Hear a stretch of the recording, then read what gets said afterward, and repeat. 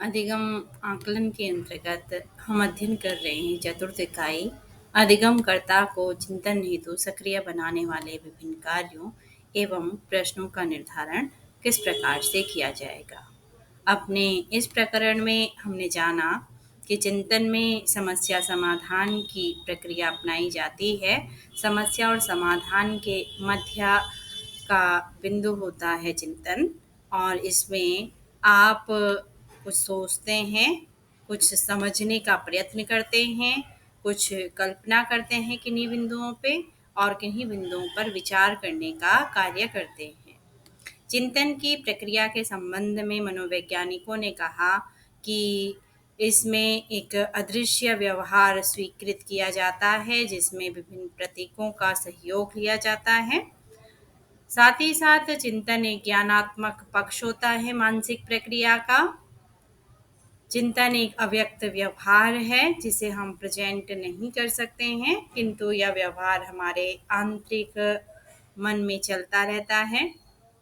यह मन की एक क्रिया है जो अव्यक्त होती है और अदृश्यात्मक होती है।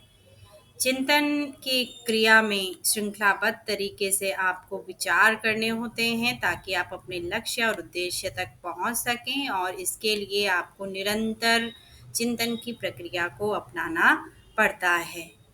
इस आधार पे हमने जाना कि चिंतन की जो क्रिया के लिए हम व्यवहार अपनाते हैं, उसमें हमें कुछ ऐसे प्रतीक चिन्हों का या चिन्हों का प्रयोग करना होता है, या विचारों का या संप्रतियों का प्रयोग करना होता है, जिस आधार पे हम समस्या का समाधान कर सकें। चिंतन के विषय की प्रकृति को हमने जाना और इसकी विशेषताओं से हम अवगत हुए। चिंतन के 4 साधनों का परिचय हमने लिया कि इमेज किस तरीके से चिंतन में सहयोग प्रदान करती है, कॉन्सेप्ट कैसे क्रिएट किए जाते हैं थिंकिंग के माध्यम से, और आपके सिंबल्स किस तरीके से आपको थिंकिंग में सहयोग प्रदान करते हैं, और भाषा चिंतन का एक महत्वपूर्ण साधन किस प्रकार से है। चिंतन के स्टेप में हमें लक्ष्य की ओर अग्रसरित होना चाहिए और लक्ष्य प्राप्ति का प्रयास निरंतर जारी रखना चाहिए। अपने पूर्व अनुभवों को हमको स्मरण में लेके आना चाहिए, और पूर्व अनुभवों के आधार पर जो प्रेजेंट की समस्या है उसका समाधान करने के लिए हमें समायोजन की प्रक्रिया को अपनाना चाहिए। तो इन 4 स्टेप्स को फॉलो करते हैं। ह्यूज महोदय ने बताया कि यह एक समस्या का आकलन की प्रक्रिया होती है, जिसमें हम किसी समस्या का आकलन करते हैं कि कौन कौन से बिंदु हैं, क्यों समस्या उत्पन्न हुई है, तो उन मूर्त और अमूर्त तथ्यों की हम जानकारी कलेक्ट करते हैं। जानकारी कलेक्ट करने के साथ साथ हम उन तथ्यों को खोजने का प्रयत्न करते हैं जिससे यह समस्या उत्पन्न हुई है। तो उस समस्या से संबंधित बिंदुओं को हम कलेक्ट करना प्रारंभ कर देते हैं, और जो हमने कलेक्ट की है प्रॉब्लम के रीज़न को, उस रीज़न के निदान को हम प्रस्तुत करते हैं, और निदान प्रस्तुत करने के बाद क्या रिज़ल्ट हमें मिला है उसको जानने का प्रयत्न किया जाता है। चिंतन के 4 प्रकार बताए गए हैं: मूर्त चिंतन, अमूर्त चिंतन, विचारात्मक चिंतन और सृजनात्मक चिंतन।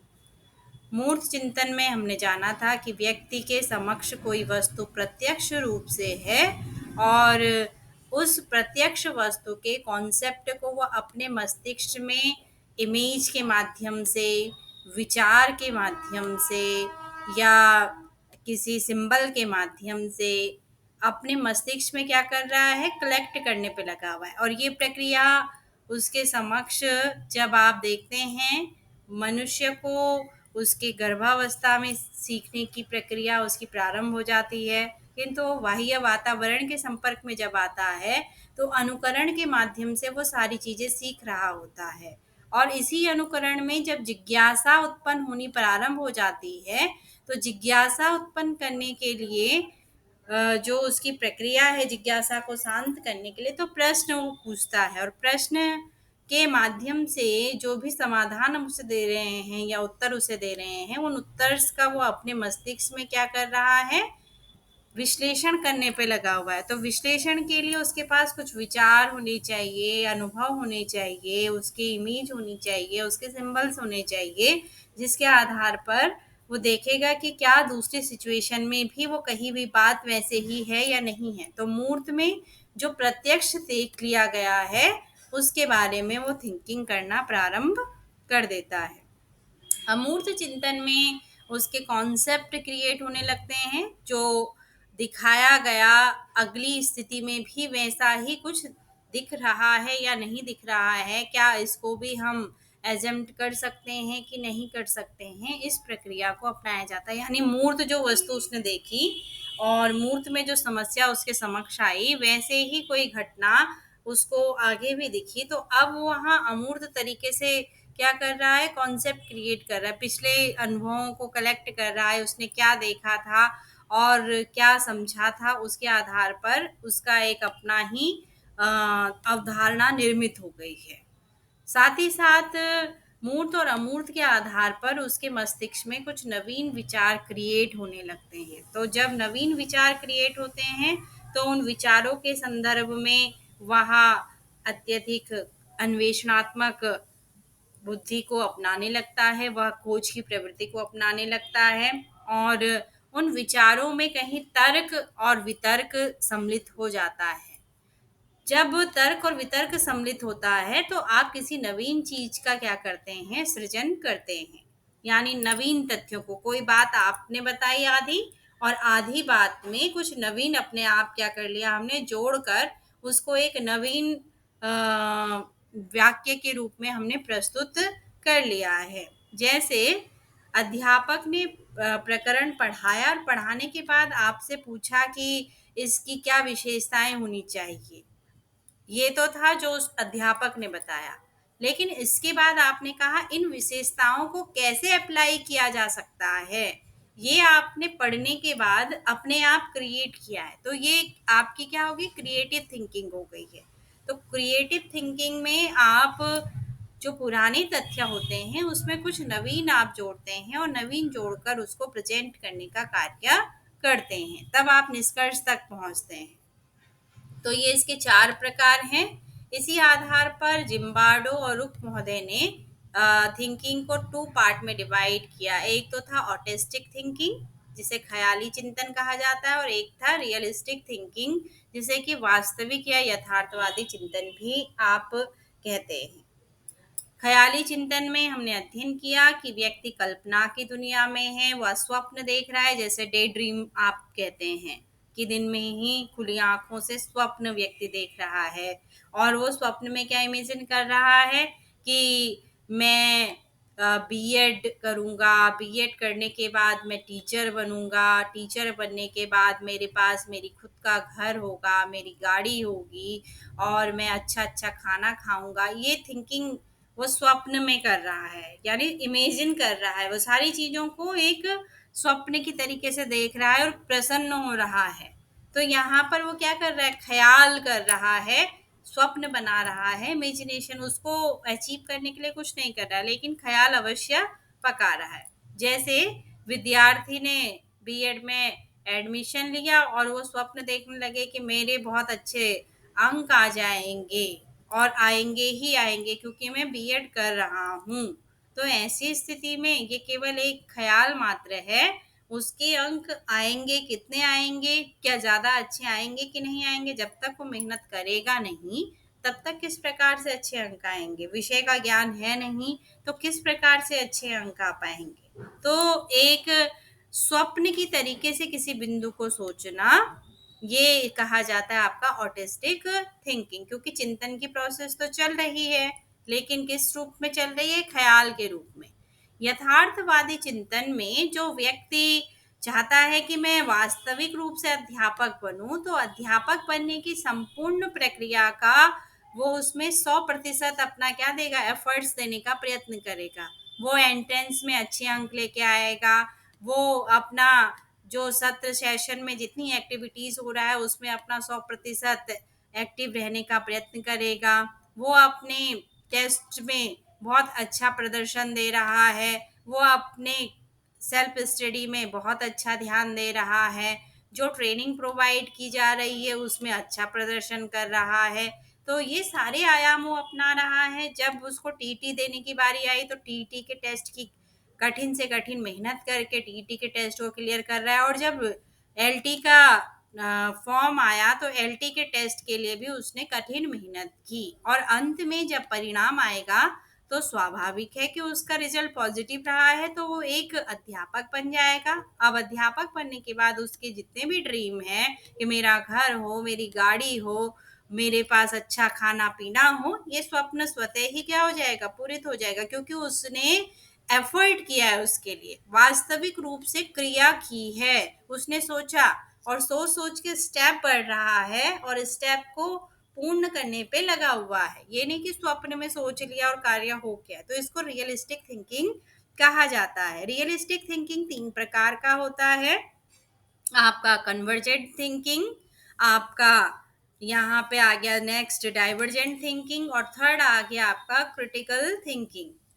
जो आपका कन्वर्जेंट थिंकिंग है इसको निगमनात्मक चिंतन भी कहा जाता है, यानी कि डिडक्टिव मेथड भी इसको कहते हैं। ये वेरी इंपॉर्टेंट पार्ट है। ये 3 जो थिंकिंग यहाँ पे आपको दी गई है कॉम्पिटिटिव एग्जाम में, इससे बहुत सारे क्वेश्चन पूछे जाते हैं, क्योंकि इसका संबंध कहीं ना कहीं तार्किक प्रश्नों से होता है। तार्किक क्वेश्चन यहाँ पे पूछे जाते हैं। जैसे आपने देखा होगा कि आपको तथ्य दिया जाएगा और निष्कर्ष दिया जाएगा और आपको सही रिजल्ट बताना होता है। जैसे क्वेश्चन में आपसे कह दूं कि राम एक मनुष्य है, सीता एक मनुष्य है, तो निष्कर्ष में आपको दिया है इसका अर्थ है कि सभी जो मेल फीमेल हैं वो मनुष्य होते हैं। तो यहाँ निष्कर्ष इसका ये निकला है, तो आपने बताना है सही है कि नहीं है। तो इस तरीके के क्वेश्चन जो कंपटीशन में पूछे जाते हैं वो आपके डाइवर्जेंट, कन्वर्जेंट और आपके क्रिटिकल थिंकिंग को मेजर करने के लिए किए जाते हैं, जिसमें कि आप डिडक्टिव मेथड और इंडक्टिव मेथड का यूज करते हैं। डिडक्टिव और इंडक्टिव मेथड को क्रिएट करने का कार्य जाता है, श्रेय जाता है अरस्तु महोदय को। अरस्तु जो कि बहुत बड़े फिलोसफर थे, उन्होंने इन 2 मेथड को डेवलप किया। इन मेथड के आधार से आप जो आधारशिला देते हैं इसमें फॉलो किया जाता है उदाहरण से नियम की ओर चलना, यानी पहले बच्चे को उदाहरण दिया जाएगा और फिर नियम क्रिएट किया जाएगा, या फिर पहले नियम बता दिया जाएगा और उससे संबंधित उदाहरण दिए जाएंगे। आप अपनी पाठ योजना में इन दोनों को ही फॉलो करते हैं, इंडक्टिव मेथड को भी और डिडक्टिव मेथड को, या मैं कहूँ कन्वर्जेंट थिंकिंग का भी यूज करते हैं और डाइवर्जेंट थिंकिंग का यूज भी करते हैं, और क्रिटिकल थिंकिंग का यूज भी आप अपनी पाठ योजना में कर रहे होते हैं। तो जब अभिसारी चिंतन की यानी कि कन्वर्जेंट थिंकिंग के व्याख्या की बारी आई तो गिलफोर्ड महोदय ने इसको क्या किया, सबसे पहले व्याख्या इसकी की थी। और मेथड्स के रूप में किसने क्रिएट किया था, अरस्तु महोदय ने इंडक्टिव और डिडक्टिव मेथड को डेवलप किया था। लेकिन जो आपकी कन्वर्जेंट थिंकिंग है इसको एक्सप्लेन करने का कार्य किसने किया, गिलफोर्ड महोदय ने किया। अब होता क्या है इसमें, किस तरीके से अभिसारी चिंतन चलता है, इसमें आप क्या करेंगे, खोज की प्रक्रिया को करेंगे, यानी आप क्या करेंगे, अन्वेषण करने वाले बन जाएंगे क्या होना चाहिए। जैसे फॉर एग्जाम्पल आपको कंपटीशन में क्वेश्चन दे दिया जाता है और उसके 4 ऑप्शन दे दिए गए हैं। क्या दे दिए गए, 4 ऑप्शन दे दिए गए। तो अब आपको यहाँ पे क्या करना है, एक राइट आंसर को खोजना है। खोजने के लिए आपको उसका डीप नॉलेज होना बहुत आवश्यक है। आप उसके बारे में जानकारी रखेंगे तभी तो खोज पाएंगे कि राइट आंसर बी है, सी है, डी है या ए है। तो यहाँ पर आपका जो थिंकिंग का प्रोसेस होगा वो खोजपूर्ण प्रोसेस आप यहाँ पर अपनाएंगे। साथ ही साथ यहाँ पर आपके नॉलेज को, क्योंकि हम यहाँ किसकी बात कर रहे हैं, डिडक्टिव थिंकिंग की बात कर रहे हैं, तो डिडक्टिव थिंकिंग का जो वे होता है सोचने का, उसमें सामान्य से विशिष्ट की ओर चला जाता है। यानी आपको जो सामान्य नॉलेज है, सामान्य जानकारी है, उस सामान्य से और क्या अच्छा हो सकता है, विशिष्ट की ओर चला जाएगा। जैसे आप पूछते हैं इंट्रोडक्टिव क्वेश्चन, तो सामान्यतः हम उन प्रश्नों को पूछते हैं जो कि सभी के दैनिक जीवन में घटित हो रहा है। लेकिन उसके बाद जब अंतिम समस्यात्मक प्रश्न आपका आ जाता है, तो समस्यात्मक प्रश्न के बाद आप विशिष्ट जानकारी में क्या हो जाएंगे, प्रविष्ट हो जाएंगे। अब विशिष्ट जानकारी केवल उसी कक्षा को मिल रही है जिसको कि वो पढ़ाया जा रहा है। जब आपने इंट्रोडक्टिव क्वेश्चन पूछे, तो उस आयु स्तर के सभी बच्चे उस चीज को फेस कर रहे थे, वो उसका क्या दे सकते थे, जवाब दे सकते थे। लेकिन जब आपने पाठ को प्रारंभ कर दिया, समस्यात्मक प्रश्न उत्पन्न हो गया है, तो अब आप विशिष्ट नॉलेज की तरफ जा रहे हैं। उस प्रकरण को वही बच्चे समझ रहे हैं जो आपकी कक्षा में बैठे हुए हैं उस दिन। इस मेथड में बच्चे को पहले नियम बता दिया जा रहा है, यानी उद्देश्य कथन कह दिया जाएगा कि हम गद्यांश का पाठ पढ़ने जा रहे हैं, हम पद्यांश का पाठ पढ़ने जा रहे हैं, इसमें उचित आरोह अवरोह का प्रयोग किया जाएगा। और इस तरीके से आपने अपने प्रकरण को प्रारंभ कर दिया। और जब आपने समस्यात्मक प्रश्न के बाद उद्देश्य कथन कहा, तो अब आप जब आपने स्पष्टीकरण को प्रदर्शित करेंगे, तो आपको विभिन्न उदाहरणों का प्रयोग करना पड़ेगा। इसका अर्थ क्या है, यहाँ नियम से उदाहरण की ओर चला जाता है। पहले नियम बता दिया जाता है कि हम ये पढ़ने वाले हैं, और फिर स्पष्टीकरण देने के लिए हम क्या करेंगे, प्रदर्शन कौशल का प्रयोग कर रहे हैं। हम वहाँ पे हो सकता है वाक्य प्रयोग कर रहे हैं, हम हो सकता है वहाँ पे मॉडल का यूज कर रहे हैं, वहाँ पे हम कहानी प्रदर्शन कर रहे हैं, हम दृष्टांत प्रदर्शन कर रहे हैं। तो इस तरीके से आपने उदाहरण देने प्रारंभ कर दिए उस नियम को स्पष्ट करने के लिए। या आपने आदर्श वचन किया, आदर्श वचन करने के बाद आप स्पष्टीकरण दे रहे हैं उसका, तो उदाहरण के माध्यम से स्पष्टीकरण को स्पष्ट किया जा रहा है। इसमें अमूर्त तथ्यों को से मूर्त तथ्य की ओर बच्चे को लेके जाया जाता है। अमूर्त क्या था, समस्यात्मक क्वेश्चन अब उसके लिए अमूर्त हो गया, डिफिकल्टी पैदा हो गया, वो उसे जान ही नहीं पा रहा है। तो अब उसको दृष्टांत बताकर आप उसके जीवन के दृष्टांत उसको बता रहे हैं, तो वो क्या हो रहा है, मूर्तता की ओर बढ़ने पे लगा हुआ है। और जब वो अमूर्त से मूर्त की ओर आ रहा है, तो उसे स्पष्ट हो रहा है, हाँ मैं तो इस चीज के बारे में जानता हूँ, हाँ प्रकरण तो बहुत ही सरल है। इस कन्वर्जेंट थिंकिंग में, अभिसारी चिंतन में, आप तथ्य पहले बता देते हैं बच्चे को, कि जैसे आदर्श वचन आपने किया, तो उस पाठ के अंदर जो भी चीजें महत्वपूर्ण थी वो आपने बच्चे को बता दी। और जैसे ही तथ्य बताया, अब पढ़ने के बाद आपने स्पष्टीकरण भी दे दिया है पढ़ाने के बाद। और स्पष्टीकरण देने के बाद आपने उससे पुनरावृत्ति के प्रश्न पूछ लिए हैं।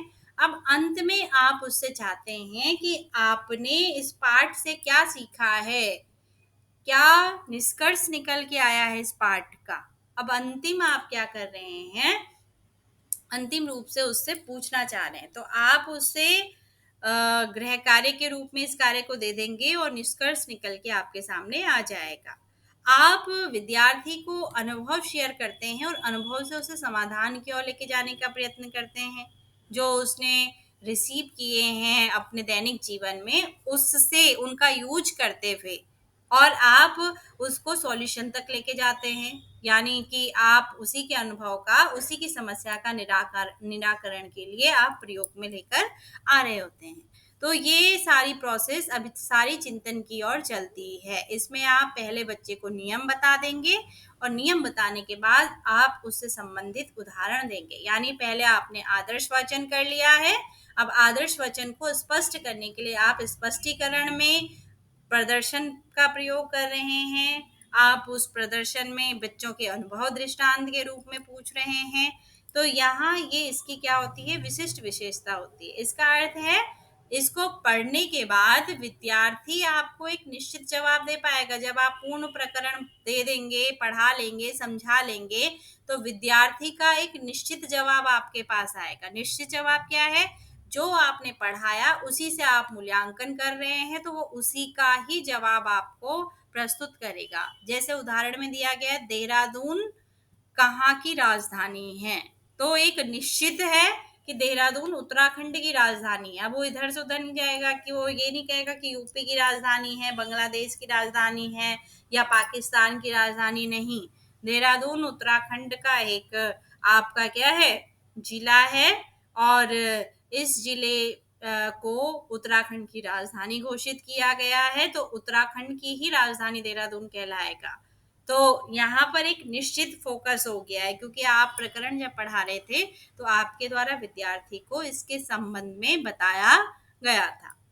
उसके साथ साथ नेक्स्ट हमारे पास आता है अपसारी चिंतन, जिसको कि डाइवर्जेंट थिंकिंग कहा जाता है, और इसी को आप कहते हैं इंडक्टिव मेथड आगमन। आगमन का अर्थ क्या है, यहाँ बच्चे को पहले उदाहरण दिए जाएंगे और उदाहरण देने के बाद कोई नियम तैयार किया जाएगा। पहले उसको खूब सारे उदाहरण एग्जाम्पल प्रोवाइड किए गए, अब उसके बाद एक पर्टिकुलर नियम निर्धारित कर दिया जाएगा। जैसे आपने विद्यार्थी को जो भी क्रिया आप करवा रहे हैं उसका एक तर्क प्रधान चीज आपको प्रस्तुत करनी पड़ेगी। जब आप स्पष्टीकरण दे रहे होते हैं तो जो भी बात आप वहां पे समझा रहे हैं उसका जो दृष्टांत होगा वो प्रमाणिक होना चाहिए। ऐसे नहीं कि कुछ भी उठा के आप लेके आ गए। और जब आप उसके सामने प्रमाण प्रस्तुत करते हैं तो उस प्रमाण के आधार पर वो एक निश्चित निष्कर्ष तक पहुंच जाता है। जैसे आपने विद्यार्थी को दृष्टांत के रूप में ये समझाया कि अ, हम बार बार यूज करते हैं इसको कि अ, अल्पाहारी गृह त्यागी विद्यार्थिनम पंच लक्षणम। तो विद्यार्थी के 5 लक्षणों के बात हम कर रहे हैं, काक चेष्टा बको ध्यानम स्वान निंद्रा तथैव च अल्पाहारी गृह त्यागी विद्यार्थिनाम पंच लक्षणम। हमने ये पहले उच्चारित कर लिया और उच्चारित करने के बाद अब इसको क्या कर रहे हैं, एक्सप्लेन करने का कार्य कर रहे हैं। उदाहरण हमने दे दिया इससे संबंधित। अब उदाहरण देने के बाद हम विद्यार्थी से पूछ रहे हैं कि बताइए बच्चों कि विद्यार्थियों में कौन कौन से लक्षण होने चाहिए। तो कौन कौन से लक्षण होने चाहिए, तो विद्यार्थी इसी से संबंधित जो आपने दृष्टांत दिया विद्यार्थी नाम पंच लक्षणम, उन लक्षणों के साथ अतिरिक्त लक्षणों को भी जोड़ना प्रारंभ कर देगा। वो कहेगा ऐसे ही मनुस्मृति में कहा गया है, ऐसे ही हमारे वेदों में कहा गया है, ऐसे ही हमारी संहिताओं में कहा गया है, पुराण में भी विद्यार्थियों से संबंधित चर्चा हुई है। तो यहाँ वो जो थिंकिंग यूज कर रहा है वो डाइवर्जेंट है, डाइवर्ट हो गई उसकी थिंकिंग मल्टीवे में वो सोच पा रहा है और उससे संबंधित तथ्यों को निकाल के लेके आ रहा है। हाँ ऐसा भी हो सकता है। और सारी चीजों को जोड़ने के बाद उसने कहा कि विद्यार्थी को आदर्श होने के लिए विद्यार्थियों में कुछ विशेषताओं का होना या गुणों का होना आवश्यक है। वो गुण क्या क्या है, उन गुणों को वो एक एक करके आपके सामने प्रस्तुत करना प्रारंभ कर देता है। तो इसका अर्थ क्या है, डाइवर्जेंट थिंकिंग या अपसारी चिंतन जो कहा जाता है, अब का अर्थ आप समझ रहे हैं, थोड़ा सा ऊंची सोच रखना। तो ऊंची सोच के लिए बच्चा क्या करेगा, उसको जितना बता दिया गया है केवल उसी को रट के वो प्रस्तुत नहीं कर देगा। अभिसारी चिंतन में वो क्या कर रहा है, जो आपने बताया उसी को वो एक्सेप्ट कर रहा है, उसमें और कुछ नहीं जोड़ पा रहा है। क्योंकि आपने ऑब्जेक्टिव क्वेश्चन पूछा, 4 ऑप्शन दिए, 4 के अलावा 5वां ऑप्शन क्रिएट नहीं कर पा सकता है, उन्हीं 4 में से उसे आंसर ढूंढना है। लेकिन जो डाइवर्जेंट थिंकिंग है, डाइवर्जेंट थिंकिंग में विद्यार्थी डाइवर्ट, उसका मस्तिष्क डाइवर्ट, मल्टीवे में डाइवर्ट होके क्रिया कर रहा है। एक ही चीज के कई सॉल्यूशन हो सकते हैं, एक ही बिंदु के कई सारे आप क्या दे सकते हैं, सॉल्यूशन प्रोवाइड कर सकते हैं। जैसे विद्यार्थी से कहा कि अपनी राजधानी की विशेषता बताइए, तो हो सकता है एक बच्चे के लिए उसकी कुछ और विशेषता हो, दूसरे बच्चे के लिए उसकी कुछ और विशेषता हो। तो मस्तिष्क क्या हो रखा है, डाइवर्ट हो रखा है। सब अपनी अपने जो उनको अच्छा लगा है क्वालिटी को देखते हुए, अपने अपने दृष्टि से देहरादून की क्वालिटी को देखते हुए उसकी विशेषता को बताने का कार्य कर रहे हैं। तो इसमें मूर्त से अमूर्त की ओर जाया जाता है। पहले आपको उदाहरण देके इसकी सारी चीजें के बारे में बता दिया जाएगा, पढ़ा दिया जाएगा, और उसके बाद आपसे पूछा जाएगा बताइए कि अब इसमें क्या आपको अच्छा लगा है और क्या और अच्छा हो सकता है। ये आपके विचारों को यहाँ पर महत्व दिया जा रहा है। इसमें प्रत्यक्ष चीज आपको दिखा दी जाएगी, उसके बाद आपको पूछा जाएगा कि बताइए कि आप क्या-क्या समझ पाए हैं। जैसे शैक्षिक भ्रमण आपका होता है, शैक्षिक भ्रमण में आपको सारी चीज़ दिखा दी गई हैं, उसके बाद आपको रिपोर्ट तैयार करने के लिए कहा जाएगा। तो ये प्रक्रिया क्या किस चीज़ की डाइवर्जेंट थिंकिंग के प्रोसेस ये कहलाती है। इसमें आपको जो तथ्य अध्यापक बताएगा, उस तथ्य में कुछ ना कुछ नवीन ढूँढकर आपको जोड़ना पड़ेगा और उसको जोड़ते हुए आपको क्रिया करनी पड़ेगी। जैसे असाइनमेंट कार्य दिए जाते हैं, आपको इंस्ट्रक्ट किया जाता है, इंस्ट्रक्ट करने के बाद आप उसमें और क्या अच्छा लेकर आ सकते हैं? क्या और अच्छी तरीके से आप मैटर को ढूँढ के लेके आ सकते हैं? क्या नवीन क्रिएटिविटी के साथ में आप उसमें क्रिया कर सकते हैं? कार्य तो एक ही दे दिया गया, लेकिन सभी बच्चे उसको अपने-अपने तरीके से अपनी एप्टीट्यूड की तरीके से उस क्रिया को संपादित करके आते हैं। तो इसमें प्रमाणों पर विशेष बल दिया जाता है, जो भी चीज़ होगी उसका एक लॉजिकल आपके सामने लॉजिक रखना पड़ेगा। साथ ही साथ आप इसमें विशिष्ट से सामान्य की तरफ आते हैं। आप को पहले उसकी विशेषताएँ बता दी जाएँगी कि ये चीज़ विशिष्ट है यहाँ पे। अब आप बताइए क्या चीज़ आपको लगा, आपके विचार से क्या होना चाहिए? क्या इसका क्या अच्छा पक्ष है और क्या अच्छा किया जा सकता है? तो सामान्यतः आप क्या उसके बारे में विचारधारा रखेंगे, उसके बारे में आपसे पूछा जाता है। तो इसमें उदाहरण पहले दिया जाएगा और फिर एक नियम क्रिएट किया जाएगा। तो इसको कहते हैं डाइवर्जेंट थिंकिंग। ये दोनों ही बहुत इम्पोर्टेंट है, कॉम्पिटिटिव एग्ज़ाम में पूछे जाते हैं। चाहे अभिसारी चिंतन हो, चाहे अपसारी चिंतन हो, चाहे आपका डिडक्टिव मेथड हो, चाहे आपका इंडक्टिव मेथड हो। तो इसे विशिष्ट रूप से आप लोग अध्ययन कीजिएगा आपके प्रतियोगी परीक्षाओं की दृष्टि से।